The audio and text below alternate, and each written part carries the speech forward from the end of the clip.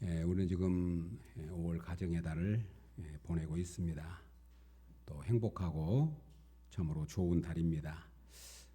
우리 가정이 얼마나 소중하기에 또 우리 가정의 그 소중함을 기억하게 하려고 우리에게 5월이라고는 한 달을 가정의 달로 우리가 정해서 우리의 가정의 소중함을 기억하게 됩니다. 이제 가족끼리 또 식사도 하시고 나들이도 하시고 또 여행도 다녀온 가족들도 있고 이렇게 주변에 보니까 요즘에 식당마다 그리고 찻집마다 거의 10,000원이고 또 공항에도 이렇게 가족끼리 여행 가는 가족들이 참 많다는 그런 또 소식을 듣게 됩니다. 우리 교회도 또 어제 이렇게 우리 예찬교회 우리 믿음의 가족들이 함께 또 하루 나갔다 올 수 있도록 또 하나님께서 그런 시간을 주셔서 너무 감사하고 또 수고하신 분들에게도 감사를 드립니다. 특별히 오늘은 어버이 주일로 부모님의 은혜를 더 깊이 생각하게 하는 시간입니다. 잘 아신 대로 우리 가정은 우리 사람의 인류의 핵이라고 말합니다. 우리 인류의 DNA와 같은 곳이라고 말합니다. DNA에 모든 정보가 담겨져 있는 것처럼 우리 가정은 그곳에서 모든 좋은 것도 그리고 또 모든 안 좋은 것도 우리 가정에서 다 드러나게 되는 것을 봅니다. 그래서 인류학자 도널드 그레이스는 가족은 생존의 보증수표라고 정의를 했습니다. 가족은 생존의 보증수표라 그렇게 표현을 했습니다. 특별히 가정의 달에 우리 가족 식구들에게 고마운 마음, 감사하는 마음, 특별히 우리 부모님들에게 감사하는 마음을 갖는 그런 복된 시간이 됐으면 좋겠습니다. 우리 그리스도인들에게는 다 빚을 졌습니다. 우리 그리스도인들에게는 두 가지 빚을 졌는데 하나는 복음의 빚이고 하나는 사랑의 빚을 졌습니다. 그래서 로마서에서 이렇게 말합니다. 피차 사랑의 빚 외에는 아무에게든지 아무 빚도 지지 말라. 사랑의 빚 외에는 아무에게도 아무 빚도 지지 말아라. 이 말은 사랑의 빚을 안 지고 산 사람은 없다. 다 사랑의 빚을 지고 태어났고 지금도 우리가 사랑의 빚을 지고 살아가고 있고 또 사랑의 빚을 우리가 지면서 살아가는 인생이라 그렇게 우리에게 표현하고 있습니다. 오늘 본문은 우리가 잘 아는 말씀인데 다윗이 이제 마지막 하나님의 부르심을 앞에 두고 사랑하는 아들 솔로몬에게 여러 가지 유언을 합니다. 여러 가지 유언 내용들이 여러 가지가 있는데 그 유언들 중에 하나가 어떤 유언이냐면 오늘 본문에 이 바르실레라고 하는 사람이 있는데 그 사람에게 꼭 내가 받은 은총을 내가 갚아야 된다. 그렇게 유언을 합니다. 오늘 7절에 보면 이렇게 말합니다. 마땅히 길르앗 바르실레의 아들들에게 은총을 베풀어 그들이 내 상에서 먹는 자 중에 참여하게 하라. 내가 내 형 압살롬의 낯을 피하여 도망할 때에 그들이 내게 나왔느니라. 여기 바르실레의 아들들에게 은총을 베풀어라. 그렇게 유언을 합니다. 다윗은 자신이 갚지 못한 은혜를 아들 솔로몬에게 이어서 갚으라고 유언을 하는 겁니다. 은총을 베풀어라. 어떻게 은총을 베푸냐면 그들이 내 상에서 먹는 자 중에 참여하게 하라. 내 상은 솔로몬인데 왕입니다. 그들을 이 바르실레의 아들들을 내 상에 함께 먹는 내 상에서 함께 먹는 사람들로 그렇게 그들에게 은총을 베풀어라. 이 무슨 말입니까? 왕의 가족으로 여겨라. 그렇게 이야기를 합니다. 얼마나 영광스러운 일입니까? 성도 여러분, 왕의 상에서 함께 음식을 먹는다고 하는 것은 최고의 영광이지요. 우리가 예수님이 달란트 비유를 하실 때에 착하고 충성된 종아, 그에게 뭔 상급을 주냐면 너는 착하고 충성된 종인데 내 주인의 상에 그 즐거움에 참여하게 될 것이다. 주인의 즐거움에 참여하게 되리라. 그 집의 종이에요. 그런데 그 집에 있는 종이 주인의 즐거움에 함께 참여한다고 하는 것이 종으로서는 최고의 영광이잖아요. 그런데 이 바르실레의 아들들에게 솔로몬이 내가 왕인데 내 상에서 함께 먹는 자로 그들에게 은총을 베풀어라. 그렇게 말합니다. 다윗이 왜 이렇게 아들 솔로몬에게 유언을 하냐면 그 이유가 있지요. 오늘 본문 말씀하고 있잖아요. 하반절에 내가 내 형 압살롬의 낯을 피하여 도망할 때에 그들이 내게 나왔느니라. 아들 압살롬이 반역을 일으켜가지고 이 다윗이 급히 왕궁을 떠나서 피난길에 갑니다. 얼마나 급했던지 성경에 보면 맨발로 가요. 그리고 측근들만 함께 동행을 하면서 함께한 사람들이 울면서 그리고 맨발로 왕궁을 급히 떠나서 아들 압살롬을 피해서 도망을 갑니다. 가장 다윗의 인생에 있어서 부끄럽고 창피하고 처참하고 가장 어려운 때였습니다. 그래서 지금 그 일행들과 함께 그렇게 지금 피난길에 맨발로 그들이 도망가니까 먹을 것이 어디가 있겠습니까? 그런 처참한 상황 속에 있는데 이것을 알고 있었던 바르실레라고 하는 사람이 상당 부유한 사람이었어요. 그런데 이 바르실레가 그 다윗 앞에 나와서 마중을 나와가지고 이렇게 제공을 합니다. 사무엘하 17장에 보면 이렇게 말합니다. 다윗이 마하나임에 이르렀을 때에 바르실레가 침상과 대야와 질그릇과 밀과 보리와 밀가루와 볶은 곡식과 콩과 팥과 볶은 녹두와 꿀과 버터와 양과 치즈를 가져다가 다윗과 그와 함께한 백성에게 먹게 하였으니 이는 그들 생각에 백성이 들에서 시장하고 곤고하고 목마르겠다 함이더라. 가장 다윗에게 있어서는 가장 어두운 시간을 보내고 있는 그때에 바르실레가 자기의 종들과 함께 와가지고 바로 이 다윗에게 필요할까 침상뿐만 아니라 뭐 대야 음식 이게 먹는 음식뿐만 아니라 필요한 필수품들을 다 가지고 와가지고 다윗에게 제공을 하는 겁니다. 다윗은 이 은혜를 잊을 수가 없었습니다. 그리고 시간이 지나서 압살롬의 반란군들을 제압하고 다시 다윗이 예루살렘 왕궁으로 돌아가게 됩니다. 그런데 이때 바르실레가 또 나와요. 요단강을 건너야 되는데 요단강을 건너기 전에 그 마중을 나와가지고 요단강을 건넌 다윗을 돕습니다. 그러니까 다윗은 그 은혜를 잊을 수가 없었습니다. 가장 힘든 때에 위로와 용기와 따뜻함을 주는 경험을 받았기 때문에 그래서 다윗은 바르실레에게 이렇게 이야기를 합니다. 요단강을 건너기 전에 자기에게 마중 나왔던 바르실레에게 나와 함께 가자. 나와 함께 예루살렘으로 가면 내가 받은 그 은혜를 너에게 갚고 싶다. 그렇게 동행하자고 요청을 합니다. 바르실레가 거절을 합니다. 왕이시여, 내 나이가 80세입니다. 다만 왕이 요단강을 건너시는데 내가 도움을 드리려고 왔을 뿐 어찌하여 왕께서 나에게 상을 베푸시려고 합니까? 그럼 거절을 합니다. 그래서 다윗이 강권을 하니까 정 왕께서 그렇게 원하신다면 내 아들이 함께 동행할 터인데 내 아들에게 은혜를 베풀어 주십시오 하고 자기 아들을 부탁을 합니다. 그리고 다윗이 바르실레에게 입을 맞추고 작별 인사를 하고 예루살렘으로 돌아옵니다. 그런데 이 다윗은 평생 그 바르실레로부터 받은 은혜를 잊을 수가 없는 거죠. 그래서 그가 자기 아들 솔로몬에게 마지막 유언을 하면서 마땅히 길르앗 사람 바르실레 아들들에게 은총을 베풀어라.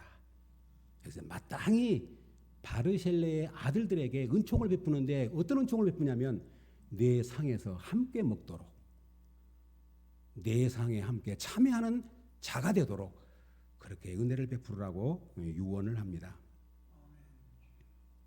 사랑하는 여러분, 우리가 인생길을 살아오면서 이제 평탄한 길을 걸을 때도 있고 때로는 사망의 음침한 골짜기와 같은 힘드는 그런 고난의 여정을 겪어갈 때도 있습니다.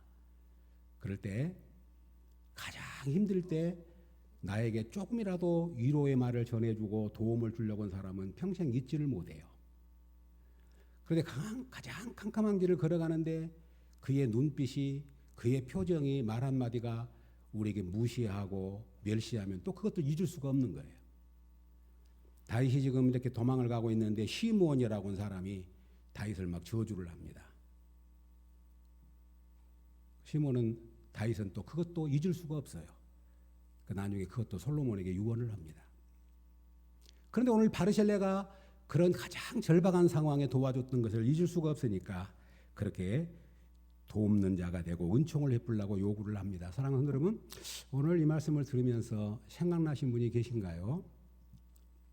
가정의 달, 은혜의 달인데 이 말씀을 들으면서 혹시라도 내가 지난 걸어온 여정 속에 징검다리와 같이 나에게 도움을 줬던 분들, 은혜를 베풀었던 분들, 그분이 부모님일 수도 있고 형제일 수도 있고 친구일 수도 있고 아니면 어떤 또 이웃일 수도 있고 생각나신 분이 계십니까?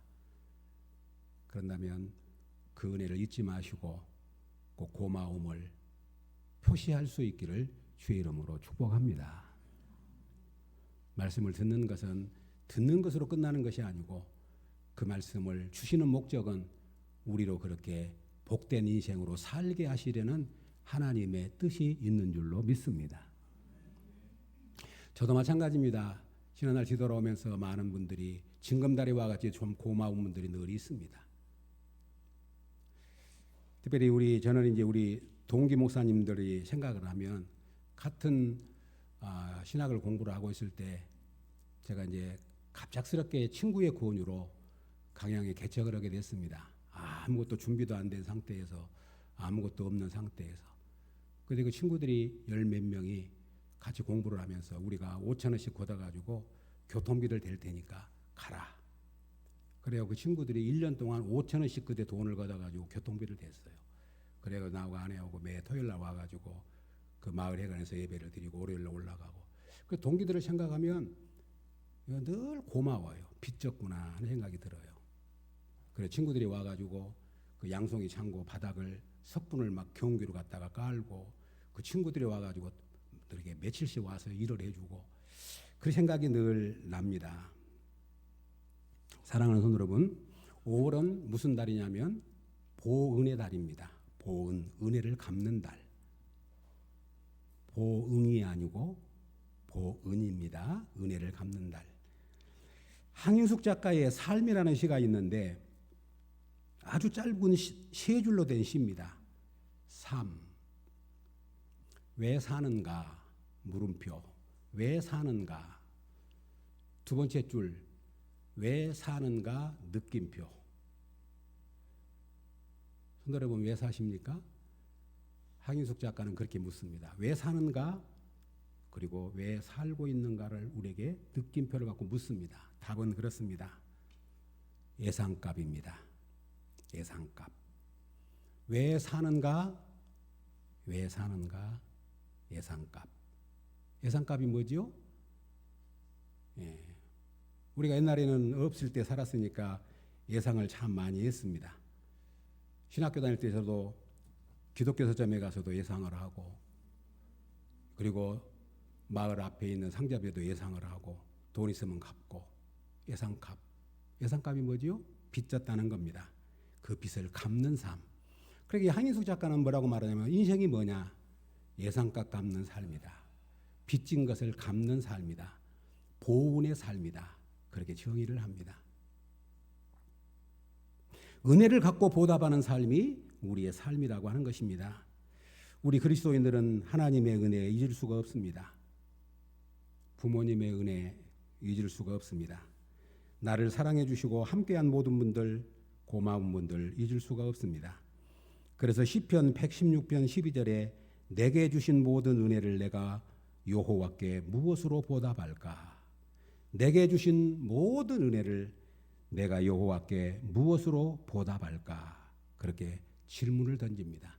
내가 받은 바 은혜를 무엇으로 보답할까? 사랑하는 여러분, 보은의 삶, 그것이 그리스도인의 삶이고 우리 그리스도인들의 행복한 삶인 것을 우리는 믿습니다. 사랑하는 여러분, 그래서 갈라디아 6장 9절에 그렇게 말합니다. 그러므로 우리는 기회가 있는 대로 모든 이에게 착한 일을 하되 더욱 믿음의 가정들에게 그렇게 할지니라. 아멘. 모든 이들에게 착한 일을 해서 우리의 받은 보은의 은혜의 삶을 살되 특별히 믿음의 가정들에게 그렇게 해라. 그렇게 권합니다. 오늘 이 말씀을 생각하면서 성도 여러분, 가정과 교회에 좋은 문화가 필요합니다. 좋은 전통을 만들어가는 것이 필요합니다. 우리 성도 여러분, 우리 사랑하는 성도들의 가정이 하나님의 은혜를 아는 가정이 될 수 있기를 주의 이름으로 축복합니다. 은혜를 알고 은혜를 갚는 가정이 될 수 있기를 주의 이름으로 축복합니다. 성도 여러분, 가정의 좋은 문화, 교회의 좋은 문화, 가정의 좋은 전통, 교회의 좋은 전통을 만들어가는 것이 뭐냐면 은혜를 아는 거예요. 그리고 은혜를 갚는 겁니다. 그러려면 우리 가정에서는 하나님의 은혜를 늘 이야기해야 돼요. 밥상에서 자녀들과 함께 만났을 때 한번 저희 한번 이야기 들어보십시오.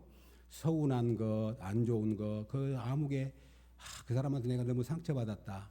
그 사람 때문에 내가 너무 힘들었다. 참 그 사람 참 나쁜 사람이다. 그렇게 하면 자녀들 마음이 어떻게 생각일 거야. 우리 엄마 아빠가 그 사람한테 많이 상처를 받았구나. 나보러 갚으란 말인가? 반대로 항상 이야기할 때마다 그분 생각하면 너무 고마워야. 내가 이렇게 할 때 그분 참 너무너무 참 좋은 분이야. 내가 참 생각하면 너무 힘이 되는지 몰라. 그런 이야기를 많이 나누면 자녀들의 생각이 우리 엄마 아빠가 우리 가정이 그분에게 많은 사랑을 입었구나. 내가 기회가 된다면 그분에게 고맙다 인사라도 해야 되겠구나. 성도 여러분, 죽음은 격리요 분리입니다. 살아있다는 것이 뭐냐면 은혜를 베풀고 함께 살 수 있는 기회가 바로 살아있다고 하는 은혜인 줄로 믿습니다.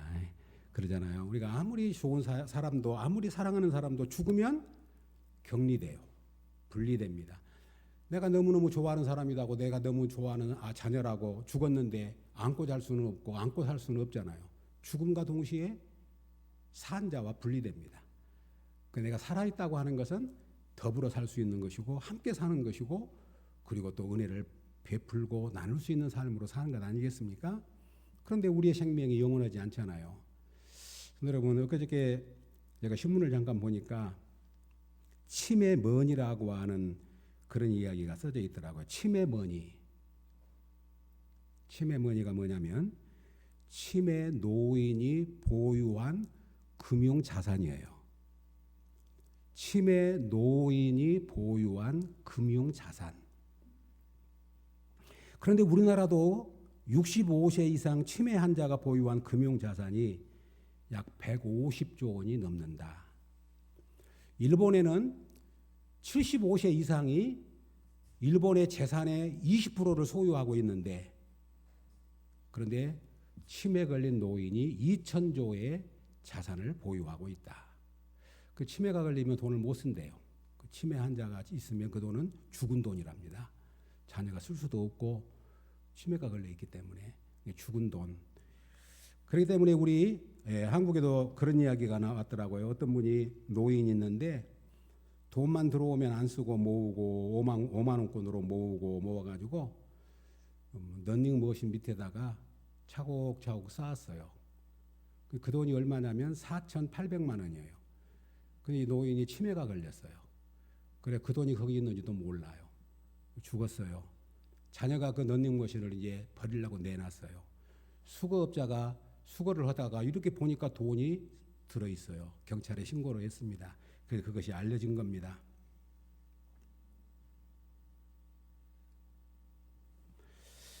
그저께 은퇴하신 목사님과 같이 식사를 했는데 그분이 해외여행을 유럽을 갔다가 왔는데 뭔 이야기를 하다가 같이 여행을 갔는데 남 모르는 사람들과 함께 모여가지고 갔다가 왔는데 80 후반쯤 되는 분들을 만났는데 아주 건강하더래요. 근데 놀라운 것은 이분들이 딱 차에 올라가면 제가 나이가 많아가지고 혹시라도 불편함을 끼쳐드렸는지 모르겠습니다. 혹시 그랬다면 용서하십시오. 그리고는 오늘은 맛있는 거 제가 무엇이든지 사드릴 테니까 무엇이든지 걱정하지 마시고 드십시오. 돈은 제가 낼랍니다. 그러면서 그 여행하는 과정에 그렇게 멋지게 돈을 쓰더라는 거예요. 그 이제 은퇴한 부목사님이 이제 기념으로 모처럼 갔는데 참 부럽더래요. 돈은 저렇게 쓰는 건데. 그 이야기를 하신 이야기를 들었습니다. 오늘 다윗은 아름다운 유언을 남깁니다. 아들 솔로몬아, 내가 다 갚지 못한 은혜가 있다. 바르셀레의 아들들에게 은총을 베풀어서 그들이 내 상에서 먹는 자 중에 참여하게 하라. 그렇게 유언을 합니다. 그러면서 마땅이란 말을 씁니다. 마땅히. 여기 마땅이라고 하는 말은 조건에 알맞다. 마음에 들도록 흡족하다. 위치에 옳다라고는 말입니다. 성경은 이렇게 말합니다. 마땅히 행할 길을 아이에게 가르치라. 그리하면 늙어서도 그것을 떠나지 아니하리라. 아멘. 마땅히 가르쳐야 할 것이 뭐냐면 은혜를 아는 겁니다. 그리고 은혜를 보답하는 삶을 사는 것입니다. 우리 부모님들이 해야 할 일이 뭐냐면 자녀에게 마땅히 행할 길을 알게 하는 겁니다. 마땅히 행할 길을 자녀에게 알게 하는 것. 그런데 그냥 말로 가르치는 것이 아니고 행동으로 가르치는 것을 말하기 때문에 티칭이 아니라 트레이닝. 그러니까 자녀들에게 마땅히 행할 길을 가르치는데 그냥 말로만 이거 해야 돼, 너 이렇게 해야 돼, 성경에 이렇게 하라고 그랬어, 그렇게 한 것이 아니고 부모님이 모범을 보이면서 부모님이 그 길을 앞서가면서 너도 이 길을 걸어야 된다. 이 길이 복된 길이다라고 가르친다는 거예요. 그래서 마땅히 행할 길을 아이에게 가르치라. 그리하면 늙어서도 그것을 떠나지 아니하리라. 아멘. 이 말씀을 생각을 하면서 오늘 이제 어버이 주일이기도 한데 우리가 마땅히 행할 길, 마땅히 행해야 할 길을 이제 우리 자녀들에게 말한다 그러면 두 가지만 이야기를 하려고 합니다. 첫 번째로는 결론으로 맺으면서 하나님을 경외하는 사람으로 우리 자녀를 교훈하는 것, 그것을 꼭 잊지 마시기를 주의 이름으로 축복합니다. 우리의 자녀들을 하나님을 경외하는 법을 가르쳐주는 것. 부모가 어떤 역할이냐면 하나님과 자녀를 연결해주는 역할이 부모의 책임입니다. 이것이 쉐마입니다. 부모들에게 말합니다. 너는 마음을 다하고 힘을 다하여 주의 하나님을 사랑하고 그리고 이것을 마음판에 새기고 내 자녀에게 부지런히 가르쳐서 내 자녀가 하나님을 경외하는 자녀로 살도록 해라. 이것이 하나님을 섬기는 자녀에게 주신 첫 번째 하나님이 주신 명령입니다. 왜냐하면 하나님을 아는 것이 지식의 근본입니다. 하나님을 아는 것이 지혜의 근본입니다. 하나님을 아는 것이 사람답게 사는 길입니다. 아멘이죠? 정말 이거 얼마나 소중한지 몰라요. 솔로몬에게 다윗이 마지막 유언을 하듯이 우리가 우리 자녀에게 해야 할 일이 뭐냐면 우리 자녀에게 와서 여기까지 와서 보니까 그래요. 자녀들에게 수학 공식 하나 더 가르쳐주고 영어 단어 하나 암송하게 하는 것 그것도 뭐 나쁘지는 않지만 살아와 보니까 그거 별 중요하지 않아요. 그것이 그 인생을 바꾸지 못합니다.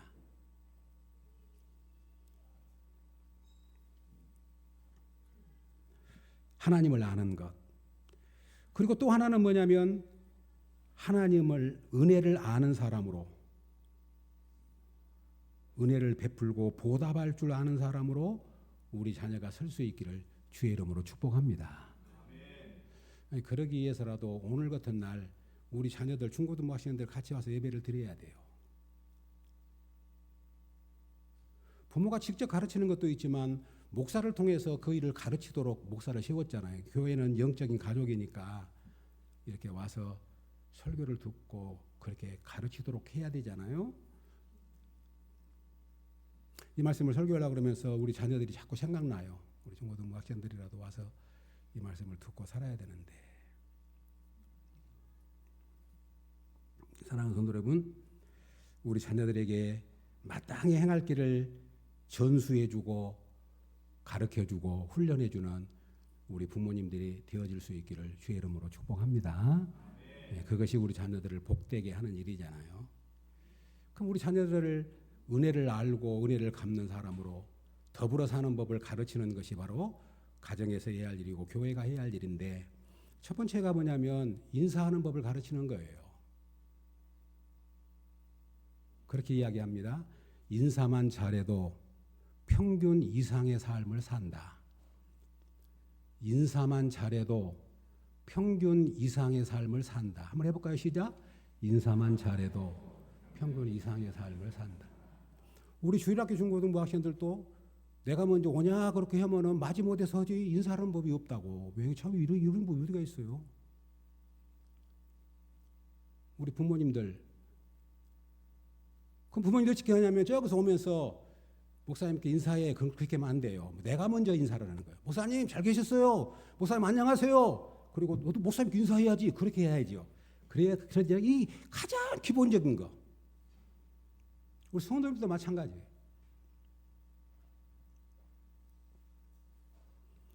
그리고 감사하는 법을 가르치는 겁니다. 감사하는 법. 어디 갈 때 어디 가서 어른 찾아보려고 그러면 절대 빈손으로 가면 안 된다. 꼭 과일이라도는 사갖고 가라. 음료수라도는 사갖고 와서 인사하는 법이다. 그렇게 가르치는 거예요. 우리 자녀들이 한번 생각해 보십시오. 우리 성도님들 자녀들이 객지에 있다가 모처럼 교회에 왔어요. 오늘 모처럼 가서 목사님 예배 드릴 건데 목사님한테 빈손 가지 말고 음료수라도 들고 와서 고맙다고 인사라도 해라. 그러면 그의 앞길을 열어주는 거잖아요. 선물은 우리의 길을 열어주는 거니까요. 사랑하는 성도님들이 그런 것들을 우리에게 어렸을 때부터 가르치고 이야기해 주는 것이 부모가 마땅히 해야 되죠.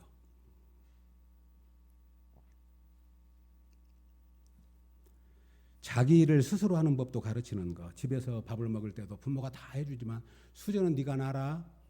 밥 먹었으면 그 밥그릇, 구릇그릇은 네가 싱크대에 갖다 놔야 돼. 최소한도 그 정도. 교회 와서도 자기 뒷처리를 하는 거. 어제 주일학교 어제 우리 차 타고 갔다 왔잖아요. 그러면 교회 차니까 뒷정리는 너희들이 해야 돼. 그리고 좀 정리를 할 줄도 알고 하는 것도 보여주고. 그게 뭐냐면 더불어 사는 법을 배우는 것이고 사람답게 사는 법을 배우는 것이잖아요. 교회가 그런 영적인 가족이니까요.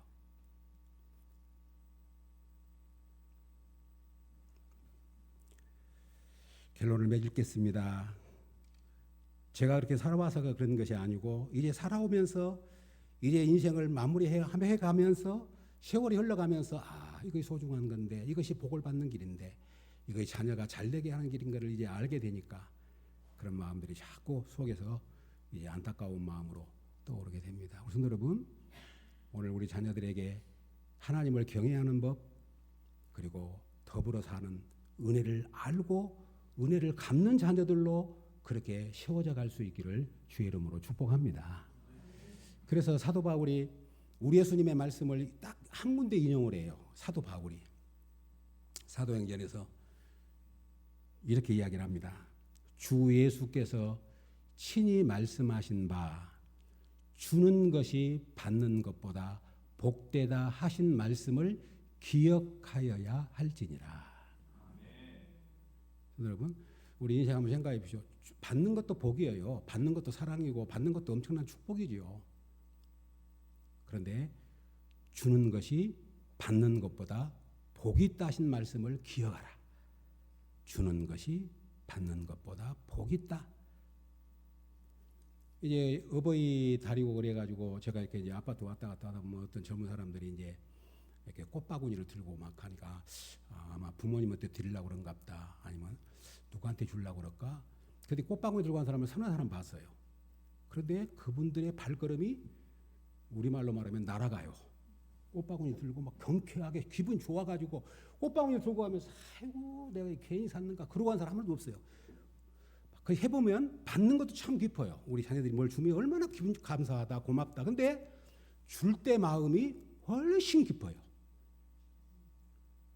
줄 때 무언가 주고 싶어가지고 막 사고 준비하는 그때부터 내 마음에 막 엔돌핀이 돌고 가슴이 쿵고쿵하고 더 감격이 넘쳐요. 그러니까 실제로 성경은 실제로 세상적인 이야기도 그렇게 말합니다.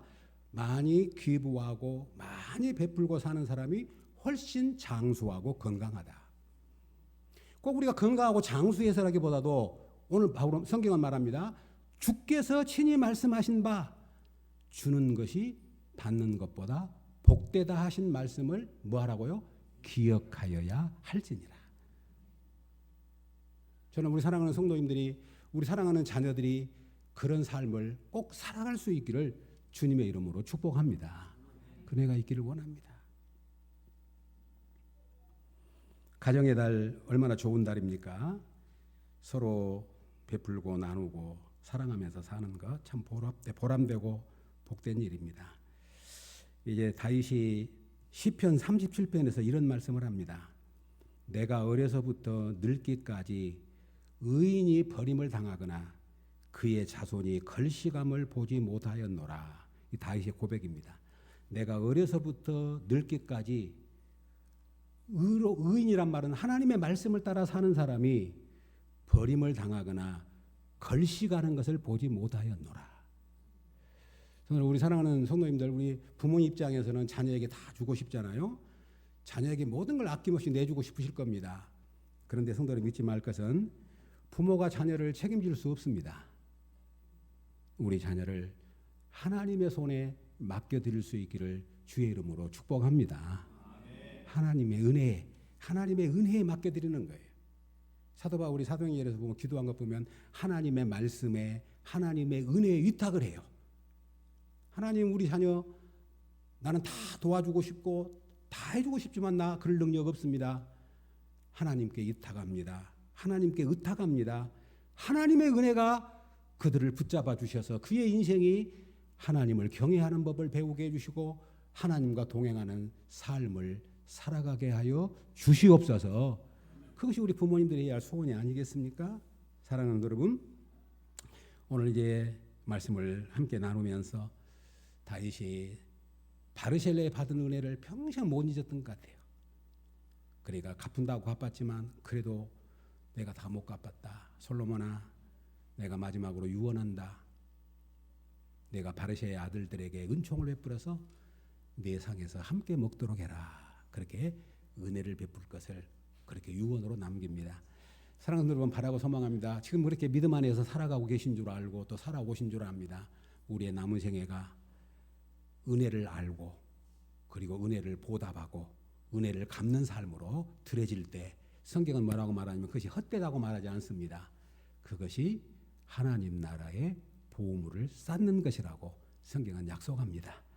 우리 예창교회 사랑하는 여러분, 꼭 이 복을 우리 모두가 받을 수 있기를 바라고 누릴 수 있기를 바라고 이 풍성한 은혜가 우리 사랑하는 자녀들에게 우리 후손들에게 영원토록 이어져 갈 수 있기를 주님의 이름으로 축복합니다. 아멘. 하나님 아버지 감사합니다.